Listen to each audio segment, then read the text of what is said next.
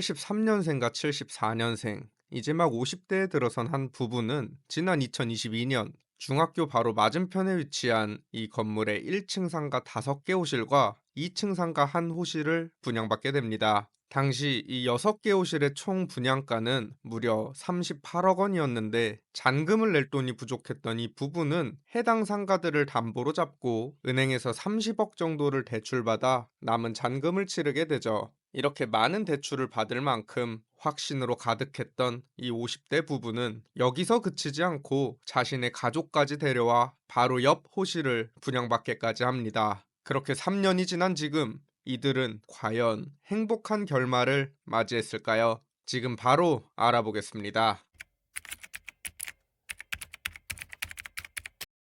오늘 저 여우대장이 나와 있는 이곳은 경기도 고양시 덕양구에 위치한 향동지구입니다. 과거 이곳은 논밭과 비닐하우스가 즐비한 한낱 그린벨트에 불과했지만 서울과 가깝다는 이점을 살려 지난 2015년 보금자리 주택 사업이 추진되면서 이렇게 번듯한 도시의 모습을 갖추게 되었죠. 이 향동지구는 다른 신도시들보다 주거 비율을 낮추고 업무지구 비율을 높여 설계되었기 때문에 대규모 지식산업센터와 수많은 상가들이 이곳에 들어서게 되었습니다. 하늘 높이 펼쳐진 이 지식산업센터와 상가들은 과거 경기가 좋았던 시기에 분양을 했기 때문에 분양 5일 만에 완판이 되는 등 사람들의 묻지마 투자가 이루어진 곳이죠. 당시에는 수중에 돈이 없어도 해당 상가나 지식산업센터를 담보로 분양가의 최대 90%까지 대출이 가능했기 때문에 10억짜리 상가를 현금 1억 원만 있으면 손쉽게 분양받을 수 있었습니다. 이때 높은 비율의 대출을 받아 묻지마 부동산 투자를 한 사람들은 임차인에게 매달 받는 임대료로 대출이자도 상환하고 수익까지 볼 생각에 부풀어 있었죠. 그러나 이들은 머지않아 지옥을 경험하게 됩니다.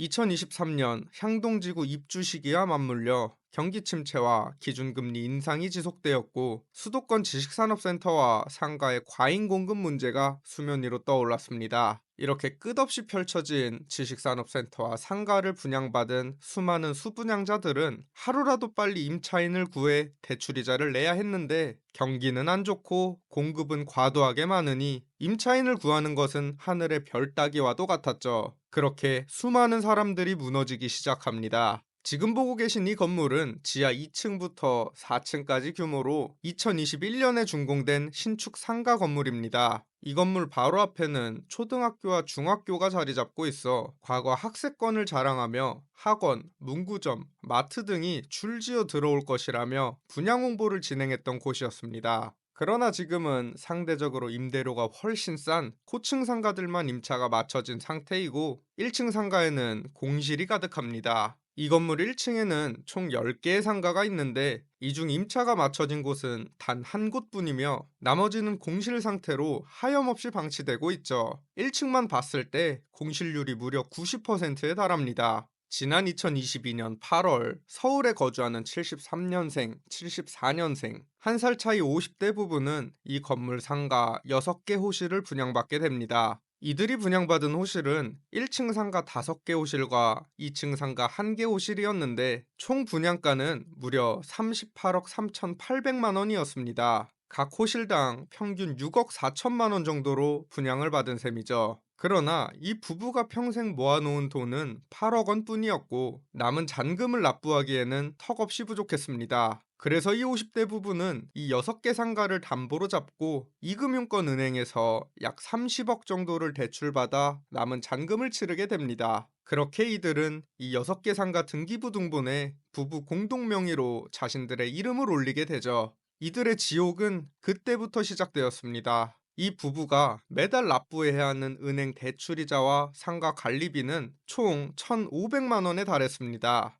야, 이거 듣기만 해도 다리가 벌벌 떨리는 금액이지만 이 50대 부부는 애초에 수익률 7% 정도를 기대하며 이곳에 38억 원을 투자한 거기 때문에 이 6개 상가에서 매달 2,200만 원 정도의 임대료가 들어올 것이라고 굳게 믿고 있었죠. 이들의 계획처럼 매달 2,200만 원씩만 들어온다면 1,500만 원에 달하는 대출이자와 관리비를 내고도 700만 원이 남기 때문에 무조건 남는 장사라고 여겼을 겁니다. 하지만 현실은 그렇게 호락호락하지 않았습니다. 이 50대 부부는 소유권 이전을 마치자마자 곧바로 임차인을 구하기 시작했지만 임대료가 말도 안 되게 비싸니 그 누구도 쉽사리 들어오지 못했죠. 게다가 건물 앞을 지나다니는 유동인구도 당초 예상보다 훨씬 적었고 인근 과도하게 세워진 상가 건물들로 인해 다른 상가 주인들과 임차인을 모셔오기 위한 치열한 경쟁을 벌여야 했습니다. 그 결과 이곳의 평균 임대료는 계속해서 낮아져만 갔죠. 현재 이 인근 전용 면적 13평짜리 1층 상가는 보증금 1,000만 원에 월세 70만 원 정도로 임차인을 구하고 있습니다. 결국 이 50대 부부는 수많은 경쟁을 뚫고 모든 호실에 임차인을 구하더라도 매달 1,000만 원 이상 손해를 보는 아이러니한 상황에 빠지고 맙니다. 그러나 심지어 이들은 끝내 임차인마저 구하지 못했고 이 상가를 분양받은 지 단 9개월 만에 대출 상환을 하지 못하게 되면서 이 6개 상가는 경매에 붙여지게 되었습니다. 2024년 11월에 처음 시작된 이 상가들의 경매 사건에서 최초 감정가는 총 38억 5천만 원으로 평가되었으나 현재 2회씩 유찰되어 절반 정도 가격에 경매가 진행 중입니다. 그러나 인근 상가들의 평균 낙찰가를 고려했을 때 이 가격에도 낙찰될 가능성은 현저히 낮아 보입니다. 근데 여기서 정말 소름이 돋는 것은 같은 건물 1층에 있는 다른 상가호실도 경매가 진행 중인데 그 소유주가 이 50대 부부의 남편 쪽 친동생으로 보인다는 점입니다. 이 부부와 같은 지역에 거주하며 남편 이름과 앞 두 글자가 같은 77년생 남성이 같은 건물의 1층 상가를 비슷한 시기에 분양받았습니다. 높은 확률로 남편의 친동생일 것으로 예상이 되는데 현재 이 상가도 따로 경매가 진행 중입니다. 이 남편의 동생으로 보이는 분은 해당 상가를 7억 4천만 원에 분양받았는데 현재 최저가 1억 8천만 원에 경매가 진행 중입니다. 이렇게 이 50대 부부와 그 가족들은 한순간의 잘못된 판단으로 인해 자신들이 평생 동안 일궈온 재산을 잃게 되었을 뿐만 아니라 10억이 넘는 빚더미에 빠지는 끔찍한 최후를 맞이하게 되었습니다. 우리나라 사람들은 먼 옛날부터 부동산에 대한 열망이 남달랐습니다. 집집마다 애를 3명씩은 낳았으니 집은 항상 부족했고 시장에는 사람들이 가득했죠. 그러나 지금은 상황이 많이 달라졌습니다. 우리나라 부동산 시장은 결국 인구가 많아야 유지될 수 있는데 현재 우리나라의 합계 출산율은 0.7명대. 앞으로 인구는 계속해서 줄어들 것으로 예상되지만 지금도 전국 곳곳에서 새로운 건물들이 지어지고 있습니다. 본격적으로 인구가 급격히 줄어드는 2040년부터는 과연 우리나라 부동산 시장이 살아남을 수 있을까요? 여기 빠른 속도로 부동산 가격이 무너져 내리고 있는 도시가 있습니다. 과거 10억에 거래됐던 아파트는 불과 1년 만에 반토막이 났고 한 40대 여성이 6억 원에 분양받은 상가는 단돈 1억 원에 낙찰되었습니다. 도대체 이 도시에선 무슨 일이 벌어지고 있는 걸까요? 지금 바로 확인해 보겠습니다.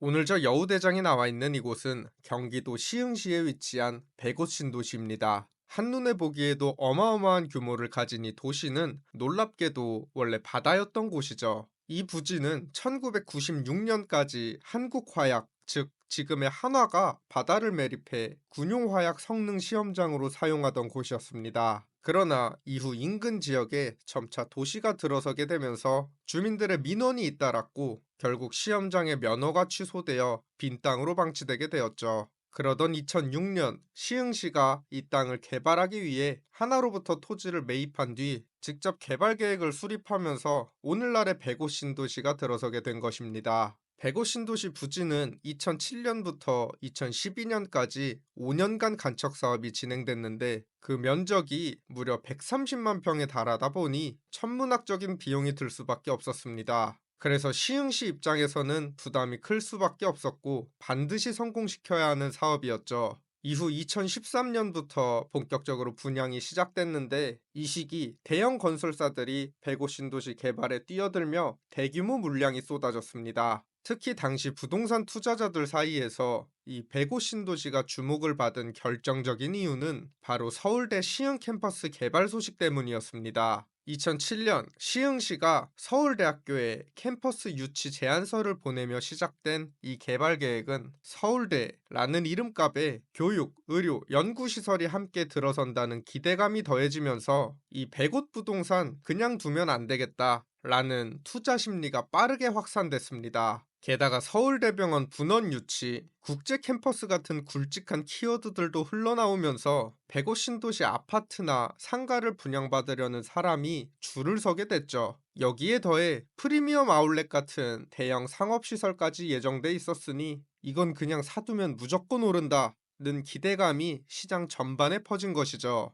당시 각종 언론과 매체는 105 신도시의 호재를 연일 쏟아냈고 그 기대감에 힘입어 아파트 분양가는 최대 5천만 원까지 웃돈이 붙기도 했습니다. 그렇게 수많은 사람들의 기대를 한몸에 봤던 105 신도시는 2019년 대부분의 부동산 개발이 마무리되었죠. 하지만 그렇게 기다리고 기다리던 서울대 시흥 캠퍼스 사업은 결국 서울대 학생들의 반대와 구체적인 사업계획 부재로 인해 사실상 무산되고 맙니다. 이에 따라 이곳을 분양받은 수많은 사람들은 말 그대로 낙동강 오리알 신세가 되어버렸죠. 이후 이곳은 심각한 공실 문제와 함께 가격 폭락이라는 쓰라린 현실을 마주하게 됩니다. 105 신도시에는 대장 아파트로 불리는 두 곳이 있습니다. 하나는 105 SK뷰 아파트, 다른 하나는 호반 서밋 플레이스 아파트죠. 호반 서밋 플레이스는 지난 2021년 105 신도시 최초로 35평 실거래가가 10억 원을 찍으며 화제를 모았지만 이후 단 1년 만에 무려 마이너스 50% 하락률을 기록하며 최저가 4억 8천만 원에 거래되기도 했습니다. 또 다른 대장 아파트인 105 SK뷰는 지난 2021년 34평형이 9억 9천5백만 원에 거래됐지만 1년 6개월 뒤에는 동일 평형이 6억 4천만 원에 팔리며 큰 충격을 안겼습니다. 아파트가 이 정도 수준까지 떨어지는 경우는 드문데 고점에서 매수한 사람들의 비명은 지구 반대편에서도 들릴 것 같습니다. 상가 쪽 상황은 더 심각합니다. 지금 보고 계신 이곳은 도로명 주소가 시흥시 서울대학로입니다. 서울대 없는 서울대학로라니 뭔가 좀 이상하긴 하죠. 현재 이 서울대학로 상권은 절체절명의 위기를 겪고 있습니다. 상권의 핵심이라고 불리는 대로변부터 공실이 눈에 띕니다. 겉보기에는 멀쩡해 보이는 건물들이지만 거리를 지나는 유동인구가 거의 없어 상권 전체가 점점 죽어가고 있는 모습이죠. 안쪽으로 더 들어가 보면 빈 상가들이 줄지어 있는 걸 확인할 수 있습니다. 상가 내부는 관리가 전혀 되지 않아 바닥이 다 들뜬 채로 방치되고 있습니다. 에스컬레이터도 작동을 멈춘 지 오래고 출입구 양옆으로는 매매나 임대 문의를 알리는 홍보물들만 가득합니다. 말 그대로 공실 폭탄이 터진 모습이죠. 상권 한가운데 자리한 넓은 광장도 상황은 마찬가지. 사람 그림자조차 찾아보기 힘들고 그나마 운영되던 가게들조차 불경기의 여파로 하나둘씩 문을 닫고 있습니다. 매운 갈비찜을 팔던 이 가게도 매달 쌓여가는 적자를 결국 감당하지 못하고 문을 닫았습니다. 지금은 간판도 떼지 못한 채 그대로 방치되고 있죠. 77년생, 올해로 48살이 된 한 여성은 지난 2015년 아직 완공되지도 않았던 이 건물의 1층 상가를 계약하게 됩니다. 전용 면적 13평짜리 이 작은 상가의 분양가는 그때 당시 약 6억 원이었는데 돈이 부족했던 이 40대 여성은 10%에 해당하는 계약금만 본인이 가지고 있던 돈으로 해결하고 3년 뒤인 2018년에 해당 상가를 담보로 은행에서 약 3억 원을 대출받아 남은 중도금과 잔금을 치르게 됩니다. 그녀는 자신이 혹했던 상가 분양 홍보물에 적혀있던 대로 연 10%에 달하는 높은 수익률과 향후 시세 차익을 볼 수 있다는 믿음에 사로잡혀 있었죠. 그러나 그 굳건하던 믿음은 건물이 완공되자마자 산산조각이 나고 말았습니다. 이 40대 여성은 자신이 분양받은 가격에 맞춰 높은 수익률로 임대료를 책정했고 그렇게 임차인을 구하기 시작했습니다. 하지만 인근의 상가가 너무 많이 지어졌고 기대했던 개발 호재마저 사라지면서 유동인구는 당초 예상보다 훨씬 줄어들었습니다. 그 결과 임차인을 구할 수가 없었죠. 그렇게 이곳의 평균 임대료는 계속해서 하락했고 이제는 어렵게 임차인을 구해도 들어오는 임대료가 대출이자보다 적은 상황에 이르게 됩니다. 그래도 발등에 불이 떨어진 이 40대 여성은 간신히 임차인을 구하긴 했습니다. 하지만 오래가지 않아 이 임차인이 운영하던 음식점은 장사가 잘 되지 않아 결국 폐업을 결정하게 되죠.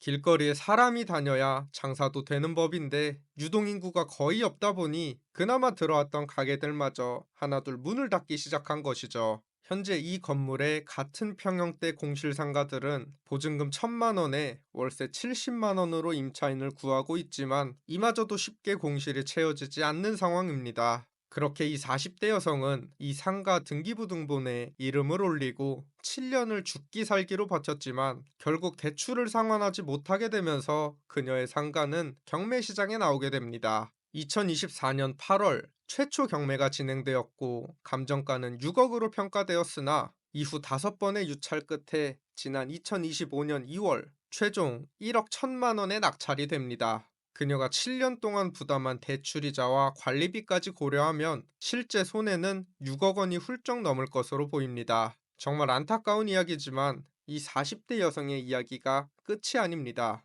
현재 같은 건물 다른 상가들도 경매가 진행 중인데 지금 경매 진행 중인 상가 호실이 무려 18곳에 달합니다. 건물 하나에도 이렇게 많은 눈물이 흐르고 있는데 도시 전체의 상황은 말할 필요도 없겠죠. 이렇게 암울한 105 신도시에는 이제 또 서울대 병원이 들어온다며 지금이 매수 타이밍 아니냐는 글들이 인터넷에 하나둘 올라오고 있습니다.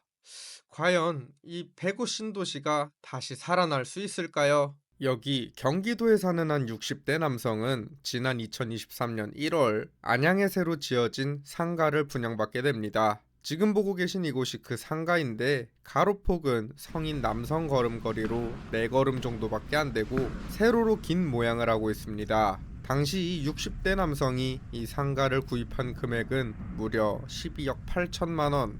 심지어 이 중 9억 원은 은행에서 빌린 돈이었죠. 그렇게 2년이 지난 지금 이 60대 남성은 과연 어떻게 됐을까요?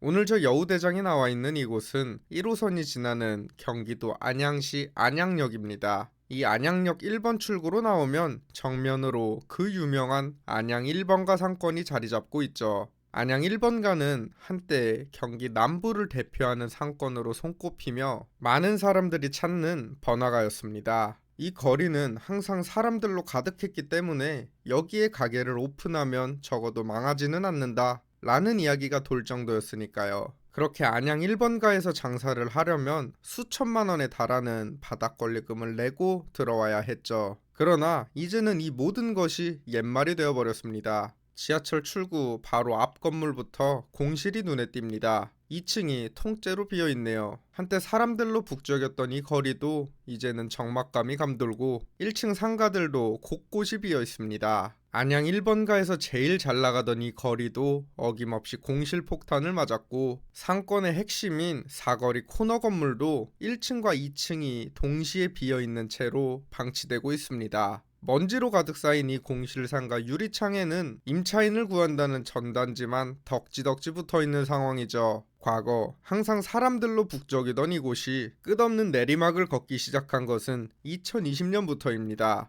당시 코로나19 대유행이 전국적으로 퍼지면서 안양 1번가도 직격탄을 맞게 되었고 이후 지속된 경기 불황과 인터넷 시장의 급격한 성장은 이곳 여러 오프라인 매장들의 문을 닫게 만들었습니다. 여기에 더해 인근 범계와 평촌 상권이 점점 발달하면서 수요가 분산되기도 했죠. 한때 안양 1번가 전용 면적 20평짜리 1층 상가의 임대료는 보증금 1억에 월세 600만원 수준이었습니다. 그러나 이후 손님이 점점 줄어들었음에도 불구하고 이렇게 비싼 임대료는 한동안 유지되었죠. 장사는 잘 안 되는데 내야 할 돈은 많으니 그 누구도 이곳에 쉽게 들어오지 못했고 기존에 있던 가게들도 하나둘 문을 닫기 시작했습니다. 이렇게 여러 가지 이유로 손님이 줄어드니 공실이 늘어나고 공실이 계속해서 늘어나니 손님들은 점점 더 발길을 끊는 악순환이 반복되는 것이죠. 잡일을 아예 못해요. 안 해버려. 나와봤자 손님 2명 태우려고 내가 이렇게 벌 받고 있을 필요가 없잖아요. 기름값도 안 나와요 솔직히. 옛날에는 안양 1번 가면 막 쉬에 겁났어요. 막 새벽 2시, 3시까지 하고 그랬는데 뭔 아예 손님 자체가 없으니까 그냥 지하철에서 뭐 간혹 오시는 손님 하나씩 태워 가지고 밤새 그 먼지가 앉아 있어. 요즘 일 안 나는 사람 많아요. 안양 최대 번화가도 이렇게 심각한 상황이지만 외곽 지역에서는 훨씬 더 비참한 일들이 벌어지고 있습니다. 이곳은 안양시 만안구 명학역에서 도보로 7분 거리에 위치한 한 건물입니다. 한눈에 보기에도 규모가 제법 있는 이 건물은 지하 3층부터 지상 11층까지의 규모로 지난 2021년에 지어졌죠. 이 건물은 지하 1층부터 2층까지는 상가로 나머지 층들은 지식산업센터와 기숙사로 사용되고 있는데 1층과 2층 상가들은 그야말로 공실천지입니다. 텅 빈 호실 옆에는 또 다른 공실 상가들이 쭉 늘어서 있습니다. 내부는 오랜 시간 방치된 듯 먼지가 가득하고 간판만 달려있는 호실들도 여럿 보입니다. 한때 김치찌개를 팔던 이 음식점도 장사가 워낙 안 되다 보니 금세 문을 닫았고 해당 호실 출입문에는 대출이자와 관리비가 밀렸으니 빨리 내라는 독촉 우편물들이 가득 쌓여 있습니다. 아직까지 여기서 버티고 있는 몇몇 가게들도 당장이라도 문을 닫고 싶지만 창업할 때 쏟아부은 돈을 그냥 날릴 수가 없어 울며 겨자 먹기로 영업을 이어가고 있는 실정이죠. 지난 2023년 1월 경기도에 거주하는 한 60대 남성은 이 건물 1층 전용 면적 17평짜리 상가를 분양받습니다. 지금 보고 계시는 이 작은 상가의 분양가는 당시 12억 8천만 원이었지만 돈이 부족했던 그는 해당 상가를 담보로 잡고 은행에서 약 9억 원 정도를 대출받아 남은 잔금을 치르게 됩니다. 그렇게 그는 자신이 평생 모은 돈 4억 원과 은행 대출 9억 원을 합쳐 이 17평짜리 상가의 주인이 된 것이죠. 당시 이 60대 남성이 매달 지불해야 하는 대출이자와 관리비는 450만 원에 달했는데 그는 최대한 빨리 임차인을 구해 매달 나오는 임대료로 이를 충당할 계획이었죠. 그러나 이 계획은 너무나도 빨리 무너져 버립니다. 소유권 이전이 완료된 후 이 60대 남성은 본격적으로 임차인을 구하기 시작했지만 보증금과 월세가 너무 비싸 그 누구도 관심을 주지 않았죠. 그렇게 한 달, 두 달 자신의 생돈으로 450만 원에 달하는 대출이자와 관리비를 내다 보니 정신이 번쩍 든 이 60대 남성은 그제야 임대료를 낮추기 시작했지만 이미 그는 빠져나올 수 없는 늪에 빠져버린 상태였습니다. 현재 이 인근 전용 면적 17평짜리 1층 상가의 평균 임대료는 보증금 1,000만 원에 월세 150만 원 정도입니다. 이 상가를 애초에 너무 비싸게 분양받은 수분양자들은 이미 공실폭탄이 난 이곳에서 겨우겨우 임차인을 구한다고 해도 자신이 매달 받는 임대료보다 내야 할 대출이자가 압도적으로 많은 아이러니한 상황에 갇혀버린 것이죠. 심지어 이 60대 남성은 끝까지 임차인을 구하지 못했고 이 상가를 분양받은 지 단 1년 만에 카드값 700만 원을 내지 못한 것을 시작으로 은행 대출 상환도 하지 못하게 되면서 결국 완전히 무너져 버렸습니다. 그렇게 2024년 8월 이 비운의 상가는 경매에 붙여졌습니다. 최초 감정가는 11억 원이었으나 현재 6번 유찰되어 최저가 2억 8천만 원으로 경매가 진행되고 있습니다. 만약 이번 회차에 누군가 최저가 근처로 이 상가를 낙찰받는다면 이 60대 남성은 단 2년 만에 10억 가까이를 날리게 되는 것이죠. 누군가의 남편이자 아버지인 이 60대 남성은 한순간의 잘못된 선택으로 인해 이렇게 비참한 최후를 맞이하게 되었습니다. 안타깝지만 이제 와서 뒤늦은 후회를 해봐야 돌이킬 수 없습니다. 여기서 제가 정말 소름이 끼치는 것은 이렇게 많은 상가들이 공실로 방치되고 있음에도 불구하고 지금도 새로운 건물들이 계속해서 지어지고 있다는 점입니다. 그렇게 또 일부 악질 분양업자들은 수익률 7% 보장, 3년만 있으면 근처에 지하철이 개통되니 시세 차익으로 3억은 번다. 같은 감언이설로 이 콘크리트 덩어리들을 잘 포장하여 자신들의 주머니를 두둑히 불리겠죠. 지금까지 많은 사람들이 당해왔지만 여전히 우리 주변에서는 똑같은 일들이 벌어지고 있습니다. 이 안타까운 이야기가 최대한 많은 분들께 전해져 신중한 선택을 하시는데 도움이 되기를 바랍니다.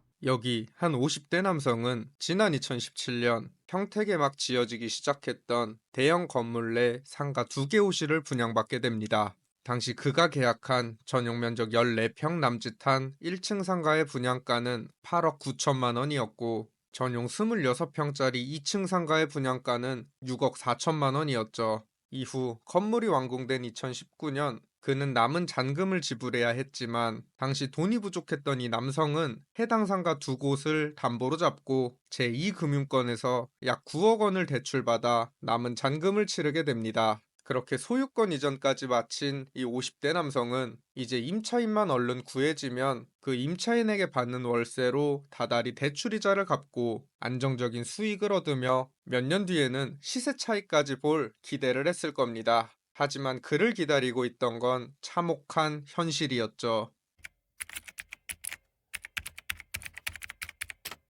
오늘 저 여우대장이 나와 있는 이곳은 수도권 남부 끝자락에 위치한 도시 평택입니다. 과거 이곳 평택은 논밭과 비닐하우스가 전부였던 한적한 시골 마을에 불과했지만 2010년대에 들어서면서 삼성전자 반도체 공장과 미군 기지 이전, 고덕 국제신도시 개발이 본격화되며 천지개벽 수준으로 변화했고 지금은 이렇게 번듯한 도시의 모습을 갖추게 되었습니다. 당시 엄청난 호재들을 등에 업었던 평택의 부동산 가격은 무서울 정도로 폭등하기 시작했고 한때 평택은 제2의 판교라고 불리며 투자 열기가 뜨거웠죠. 그러나 이런 과거의 기대와는 달리 지금 평택은 끝없는 몰락의 길을 걷고 있습니다. 이곳은 평택시 비전동에 자리 잡은 평택 가로수길 센트럴돔이라는 연면적 13,000평, 지하 2층부터 지상 3층 규모의 대형 아케이드 상가입니다. 이곳은 센트럴돔이라는 이름대로 건물 중앙광장에는 거대한 돔 천장이 자리 잡고 있고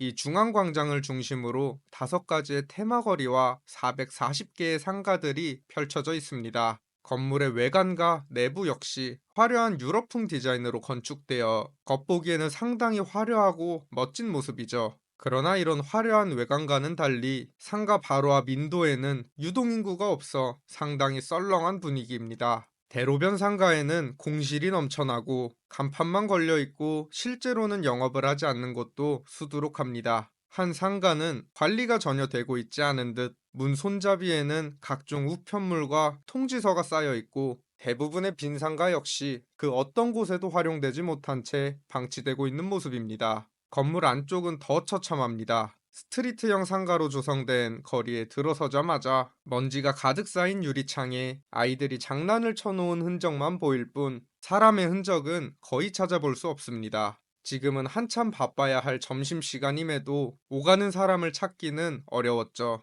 여기에 사람이 얼마나 없냐면 사람이 진짜 가끔 지나갈 때마다 없던 인기척이 생기니까 깜짝깜짝 놀랄 정도였습니다. 거리 양쪽으로 늘어선 상가들은 대부분 텅 비어 있고 거리 중앙에 자리 잡은 작은 점포들도 운영 중인 곳을 찾을 수가 없습니다. 상권의 주요 입구, 에스컬레이터 바로 옆, 중앙광장 근처 등 상권의 핵심 위치조차 텅텅 비어 있는 매우 심각한 상황이죠. 제가 여기를 2시간 정도 촬영을 했는데 상가 내부에서 마주친 사람은 정말 손에 꼽을 정도였습니다. 이 수많은 상가 하나하나에도 다 주인이 있을 텐데 라는 생각을 하니 등골이 오싹해지네요. 현재 이곳의 전용 11평짜리 1층 상가는 일정 기간 임대료를 받지 않는 렌트프리 조건을 내걸고 보증금 500만 원에 월세 50만 원 수준으로 임차인을 구하고 있지만 단기간에 이 수많은 공실을 다 채우는 것은 사실상 불가능에 가까워 보입니다. 현재 이 일대 매물로 나온 상가만 800개가 넘기 때문이죠. 그래도 나름 대로변에 자리 잡아 차량 접근성이 좋고 규모도 크고 주변에 아파트가 많음에도 불구하고 이곳이 이렇게 무너지고 있는 이유는 사실 명확합니다. 바로 과도하게 비쌌던 분양가와 과잉 공급 문제 때문입니다. 과거 이곳은 평택시 최초, 최고, 최대라는 자극적인 문구와 연 7%에 달하는 임대 수익률을 올릴 수 있다라며 대대적인 분양 홍보가 진행되었는데 당시 1층 상가는 무려 10억 원에 가까운 가격으로 팔려나가기도 했죠.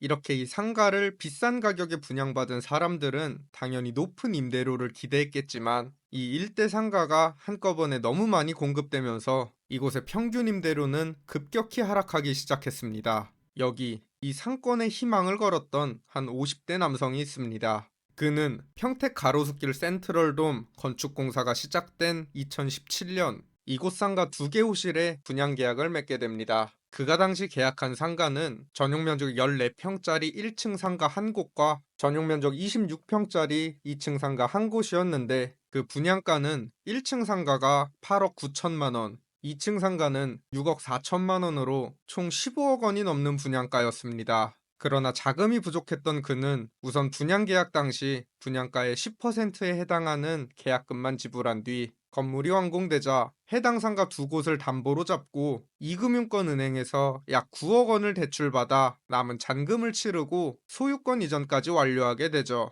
결과적으로 그는 자신의 돈 6억 원과 은행 돈 9억 원, 총 15억 원을 이곳에 쏟아부은 것입니다.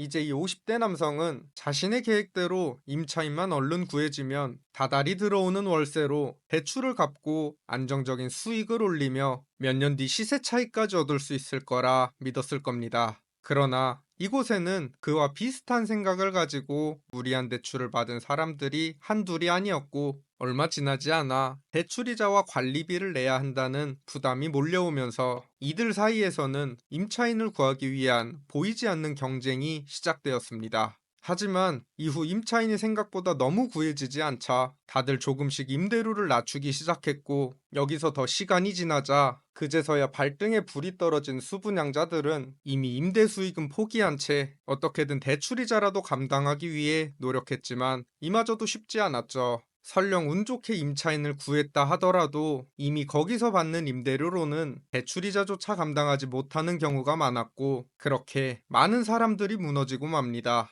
이 50대 남성 역시 해당 상가 두 곳의 주인이 된 순간부터 4년이라는 긴 시간을 버티고 또 버텼지만 결국 2023년 은행 대출을 연체하게 되었고 이후 카드값조차 감당하지 못하게 되면서 그의 두 상가는 경매에 붙여지게 됩니다. 2024년 최초로 시작된 이 두 상가의 경매 사건에서 1층 상가는 8억 원, 2층 상가는 6억 원으로 감정되었지만 이후 여러 차례 유찰을 거친 끝에 2층 상가는 1억 2천만 원에 낙찰이 되었지만 1층 상가는 최저가가 9,400만 원까지 떨어지고도 유찰되며 결국 새로운 주인을 찾지 못했죠. 그렇게 이 남성이 6억 넘게 주고 산 상가 한 곳은 1억을 조금 넘는 가격에 팔렸고 9억 가까이 주고 산 상가는 9천만 원에도 팔리지 않았습니다. 여기에 더해 그가 그동안 지출한 세금과 관리비, 대출이자를 더하면 사실상 손에 남는 게 거의 없는 수준이죠. 그렇게 이 50대 남성이 이곳에 쏟아부은 15억이라는 돈은 그야말로 눈 녹듯이 사라지게 되었습니다. 정말 안타깝지만 그는 앞으로 과거 본인이 했던 선택을 후회하며 수억 원의 빚을 감당해야 할 것입니다. 이 50대 남성의 선택은 과연 어디서부터 잘못됐던 걸까요? 제 생각에는 애초에 처음부터 이곳에 발을 들인 것 자체가 문제였습니다. 이미 틀어진 게임판 위에서 아무리 발버둥 쳐봐야 빠져나올 수 없었던 것이죠. 그럼에도 불구하고 전국 곳곳 일부 악질 분양업자들은 여전히 몇 개 안 남았다, 절호의 기회다, 높은 수익률과 시세 차익을 기대할 수 있다 라며 수많은 사람들을 현혹하고 있습니다. 이 영상을 보고 계시는 여러분, 제가 마지막으로 한마디만 드리겠습니다. 본인이 잘 모르는 분야는 아예 하지 않는 것이 최선이고 그래도 굳이 하고 싶다면 최대한 여러 사람의 의견을 들어보고 충분한 검토를 거쳐 현명한 결정을 내리시길 바랍니다. 한 자산가 A씨는 대형 병원 바로 앞에 위치한 상가 3개 호실을 분양받게 됩니다. 해당 호실들은 전용 면적 13평짜리 두 곳과 12.5평짜리 한 곳이었는데요. A씨가 이 상가들을 분양받은 가격은 전용 13평짜리가 각각 21억 5천만 원, 전용 12.5평짜리는 20억 8천만 원으로 그 총액은 무려 64억 원에 달했습니다. 하지만 자금이 부족했던 A씨는 이 세 상가를 담보로 잡고 은행에서 약 37억 원을 대출받아 남은 잔금을 치르게 됩니다. 결국 자신의 돈 27억 정도와 은행 돈 37억을 합쳐 이 위험한 투자를 시작한 셈이죠. 이후 4년이라는 시간이 흐른 지금 이 A씨는 과연 어떻게 되었을까요?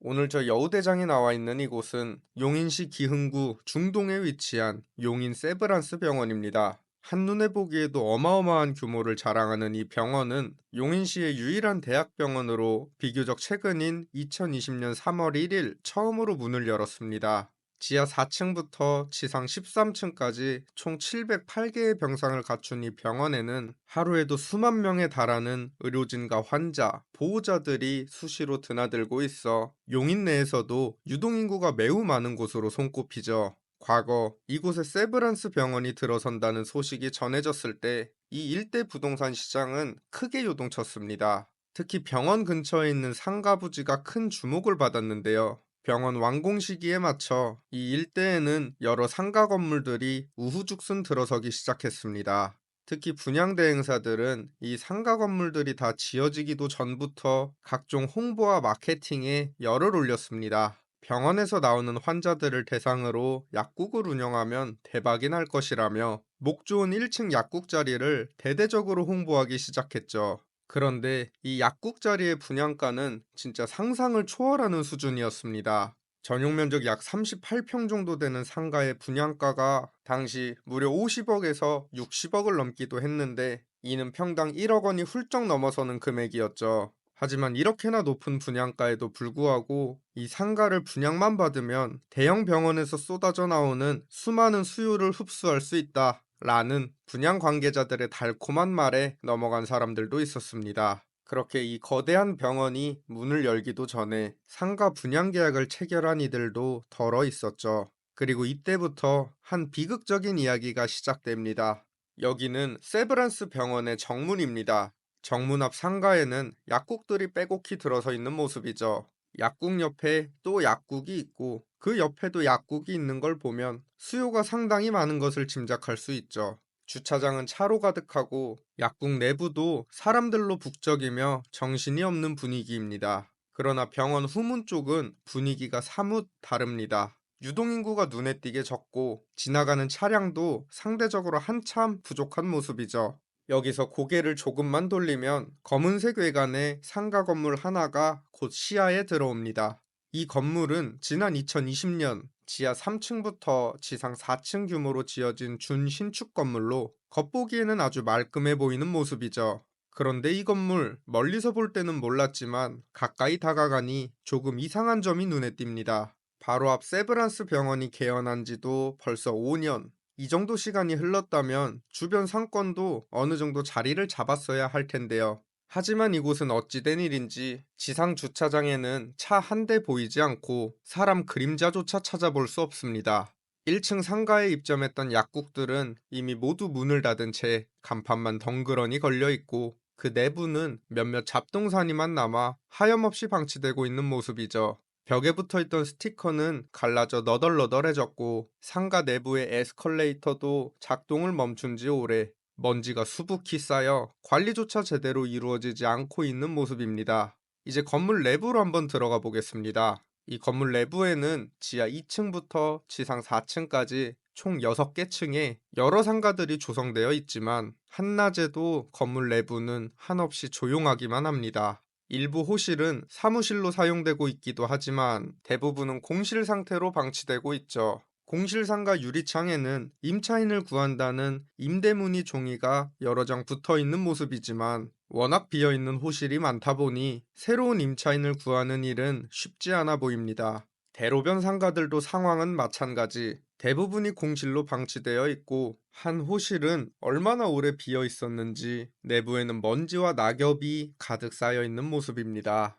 현재 이 건물의 공실 문제가 얼마나 심각하냐면 한 층 전체가 통째로 비어 있는 곳도 있을 정도입니다. 건물 전체가 매우 심각한 상황에 놓여 있는 것이죠. 그래도 지금은 비록 이런 모습이지만 한때 이 상가는 많은 사람들의 기대를 한몸에 받던 곳이었습니다.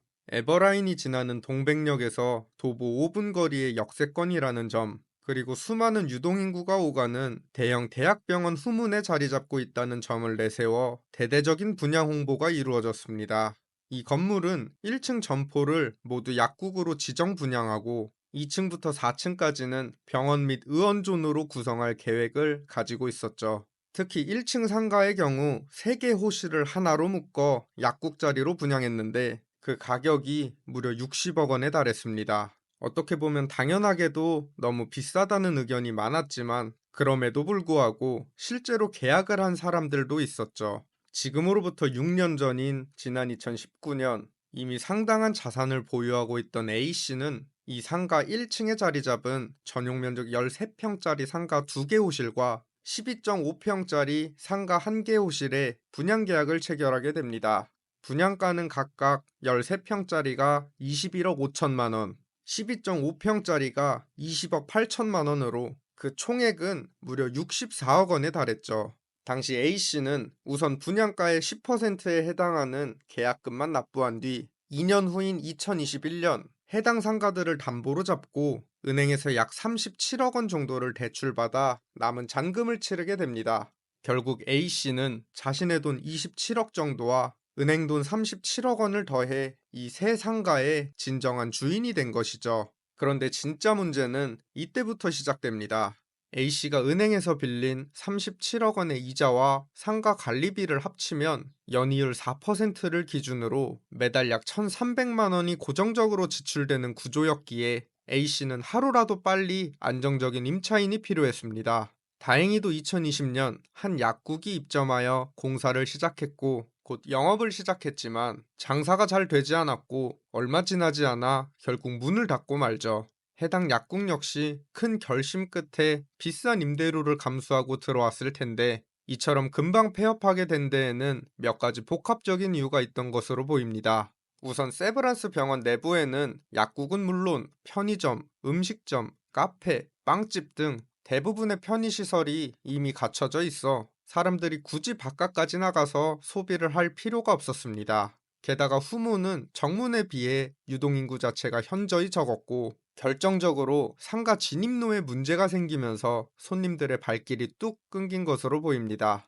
인근 공인중개사 사무소에 따르면 원래는 해당 상가 바로 앞 교차로에서 차량이 진입로를 통해 이곳까지 진입할 수 있었지만 갑자기 이 교차로에 신호등이 설치되면서 해당 진입로로 차량이 들어갈 수 없게 막혀버렸고 더 이상 지상주차장을 이용할 수 없게 되었다는 것이죠. 물론 건물 지하주차장이 따로 마련되어 있긴 하지만 지상주차장을 사용할 수 없다는 건 다른 주변 상가들과 비교하면 경쟁력이 상당히 떨어질 수밖에 없었죠. 그렇게 64억 원을 들여 이 상가의 주인이 되었던 A씨는 입점했던 약국이 문을 닫자 들어오는 임대료 한 푼 없이 매달 1,000만 원이 훌쩍 넘는 대출이자와 관리비를 오롯이 자신의 돈으로 부담해야만 했고 결국 A씨는 새 임차인을 구하지 못하고 무너지고 맙니다. 은행에서 대출을 받은 지 불과 1년 반 만에 대출이자조차 감당하지 못하게 된 A씨의 새 상가는 그렇게 2023년 경매시장으로 넘어가고 맙니다.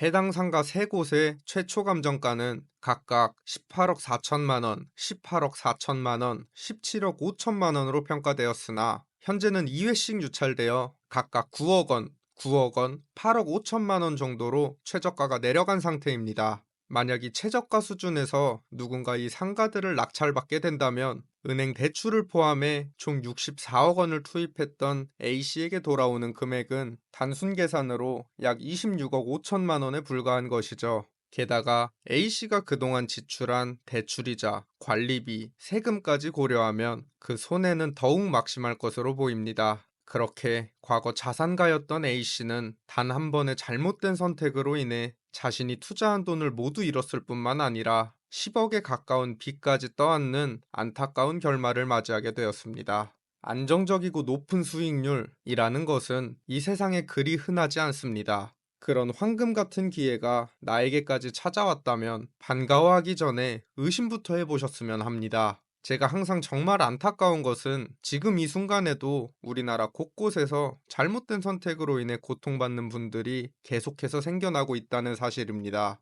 이 영상을 보시는 많은 분들께서 보다 깊은 경각심을 가지고 세상을 바라보셨으면 합니다. 지금으로부터 불과 2년 전인 2023년 67년생 올해로 58세인 한 여성은 이 10평짜리 상가를 분양받게 됩니다. 지금 보고 계신 이 작은 상가의 분양가는 무려 12억 4천만 원. 당시 이 상가를 분양받기만 하면 모든 게 다 잘 될 줄 알았던 이 67년생 여성은 과연 지금 어떤 삶을 살고 있을까요? 저 여우대장이 오늘 나와 있는 이곳은 경기도 남양주시에 위치한 다산 신도시입니다. 다산 신도시는 8호선이 지나는 다산역과 경의중앙선이 지나는 도농역을 품고 있어 서울 접근성이 꽤나 좋은 곳이죠. 현재 다산동 인구는 약 14만 명으로 꽤 성공한 신도시로 인정받고 있지만 그 이면에는 차가운 현실도 존재합니다. 지금 보시는 곳은 다산 신도시 내 자리 잡은 의정부 지방법원 남양주 지원입니다. 2022년도에 세워진 이 법원 건물은 신축인 만큼 확실히 깔끔하고 세련된 분위기를 자아내고 있죠. 이 거대한 법원 건물 맞은편에는 여느 법원들처럼 여러 변호사와 법무사 사무실들이 모여있는 법조타운 상권이 형성되어 있는 모습입니다. 그런데 어찌된 일인지 상권의 핵심인 법원 바로 맞은편 상가들은 공실로 가득합니다. 이 거대한 법원이 문을 연 지는 벌써 3년이 다 돼갑니다. 이 정도 시간이 흘렀다면 이 주변 상권도 한창 활기를 띠고 있어야 할 텐데 공실상가 옆에는 또 다른 공실상가가 있고 그 옆에도 공실인 상가가 방치되어 있습니다. 한낮에도 대로변을 오고 가는 사람이 거의 없고 썰렁한 모습이죠. 대로변 상권도 이 모양인데 상권 안쪽으로 들어가면 들어갈수록 그 사태는 더욱 심각해집니다. 안쪽 상권은 그야말로 초토화되어 있습니다. 운영 중인 가게보다 공실로 방치된 곳이 압도적으로 많은 모습이죠. 그나마 운영 중이던 식당 한 곳도 장사가 워낙 안 되다 보니 결국 폐업을 결정하고 철거를 진행하고 있습니다. 수억 원을 들여 시작한 가게일 텐데 1년도 채 되지 않아 문을 닫는 모습이 참 안타깝기만 합니다. 이곳에 이렇게 많은 공실이 생긴 이유는 간단합니다. 바로 상가가 너무 과도하게 지어졌고 분양가 또한 말도 안 되게 비쌌기 때문입니다. 설상가상으로 이미 법원 내부에는 8,000원만 내면 음식이 잘 나오는 구내 식당이 성공적으로 영업 중이고 저렴한 카페까지 운영되고 있어서 한참 불경기인 요즘 굳이 사람들이 여기까지 나와서 소비를 하지 않는 것입니다. 이렇게 악순환이 반복되면서 여기 법원 앞 상권은 그야말로 말라 죽어가고 있죠. 현실은 이렇게 차갑지만 과거 이곳은 법원 앞 알짜배기 상권이라며 대대적인 홍보를 진행했던 곳이었습니다. 당시 일부 악질 부동산 업자들과 분양 대행사들은 자신들이 추천하는 상가를 분양만 받으면 높은 수익률과 함께 추후 시세 차익까지 기대할 수 있다며 사람들을 현혹했죠. 이들의 달콤한 말에 완전히 넘어간 사람들은 이건 내 인생을 바꿀 수 있는 마지막 기회야 라고 생각하며 서둘러 계약을 진행하기도 했죠. 그렇게 계약서에 도장을 찍는 그 순간 그들은 빠져나올 수 없는 나락으로 빠져들게 됩니다. 2023년 1월 분당에 거주하는 한 67년생 올해로 58세 여성은 이 상권 가장 안쪽에 자리 잡은 전용 면적 10평짜리 상가를 분양받게 됩니다. 그녀가 이 작은 상가의 주인이 되기 위해 지불한 가격은 무려 12억 4천만 원. 평당 1억 원이 훌쩍 넘는 금액이었죠. 이 여성은 분양 계약을 성공적으로 마친 후 본인이 가지고 있던 전 재산 6억 원과 해당 상가를 담보로 은행에서 빌린 6억 원을 합쳐 남은 잔금을 치르게 됩니다. 그렇게 소유권 이전까지 성공적으로 마친 이 67년생 여성은 자신이 혹했던 분양 홍보물에 적혀 있던 것처럼 달콤한 미래를 그렸겠죠. 다달이 들어오는 월세로 여유롭게 대출 이자도 충당하고 수익도 보는 그런 미래를 말입니다. 그러나 현실은 정반대였습니다. 애초에 평당 1억 원이 넘는 분양가로 이 상가의 주인이 됐기 때문에 수지타산을 맞추려면 이 말도 안 되는 분양가에 걸맞은 높은 임대료를 받아야 했습니다. 그러나 당연하게도 장사하는 사람들이 이렇게 말도 안 되는 보증금과 월세를 감수하면서까지 굳이 여기서 장사를 할 이유는 전혀 없었죠. 그렇게 머지않아 이곳은 공실 폭탄이 터졌습니다. 이 67년생 여성 역시 한 달, 두 달, 세 달이 지나도 임차인이 들어오지 않자 그제서야 뭔가 잘못됐음을 느꼈지만 이미 너무 늦어버린 상태였죠. 대출이자라도 내기 위해 서둘러 임대료를 낮추기 시작했지만 바로 옆 호실과 옆 호실 상가 주인들도 어떻게든 살아남기 위해 경쟁적으로 임대료를 내리기 시작했습니다. 그렇게 결국 이곳은 임차인을 구해도 대출이자도 내지 못할 수준까지 평균 임대료가 내려갔습니다. 그럼에도 불구하고 이 망한 상권에 새롭게 들어와서 장사를 하려는 사람은 없었죠. 결국 이 여성은 이 상가를 분양받은 지 1년 만에 대출이자를 내지 못하게 되었고, 이 비운의 상가는 경매 시장으로 나오게 되었습니다. 2024년 12월 처음으로 시작된 이 상가의 경매 사건에서 최초 감정가는 12억 5천만 원으로 책정되었지만, 현재 3번의 유차를 거쳐 최저가 4억 3천만 원의 경매가 진행 중입니다. 이는 분양가 대비 절반도 안 되는 금액이지만 사실 이마저도 낙찰될 확률이 희박해 보이죠. 이 근처 상가의 평균 낙찰률이 30%인 점을 고려할 때 이 상가 역시 3억 원대에 낙찰될 가능성이 높습니다. 만약 그렇게 된다면 이 67년생 여성은 가지고 있던 전 재산 6억 원을 통째로 날릴 뿐만 아니라 오히려 3억가량의 빚을 지게 되는 것이죠. 누군가의 아내이자 누군가의 엄마인 이 여성은 한순간의 잘못된 선택으로 인해 끔찍한 최후를 맞이하게 되었습니다. 이 충격적인 이야기는 결코 남의 이야기만이 아닙니다. 주변을 잠깐만 둘러보면 순간의 잘못된 선택으로 인해 큰 고통을 받고 있는 사람들을 생각보다도 쉽게 발견할 수 있죠. 여기서 정말 무서운 점은 이런 이야기들이 지금도 계속 만들어지고 있다는 점입니다. 여전히 일부 악질 업자들과 분양대행사들은 꿈도 희망도 없는 상가 자리를 유동인구가 많고 호재도 많고 코너 자리에 역세권이니 대박 상품이라며 홍보를 하고 있습니다. 세상을 잘 모르는 사람들은 이런 감언이설에 홀라당 넘어가는 것이고요.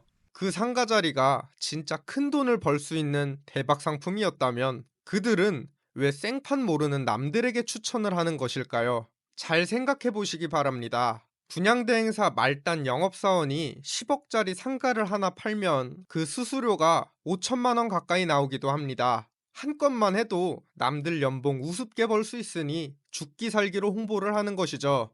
제 구독자분들은 이거 꼭 명심하시기 바랍니다. 진짜 큰돈 되는 정보는 절대 내 귀까지 안 들어옵니다. 쉽고 빠르게 돈을 많이 버는 방법은 남을 속이는 방법밖에 없다는 것을 명심하시기 바랍니다. 저 여우대장은 잘못된 부동산 투자로 고통받는 이들이 없기를 간절히 희망합니다. 앞으로도 더 유익한 이야기로 인사드릴 테니 구독과 좋아요, 알림 설정 한 번씩만 간곡히 부탁드립니다. 감사합니다.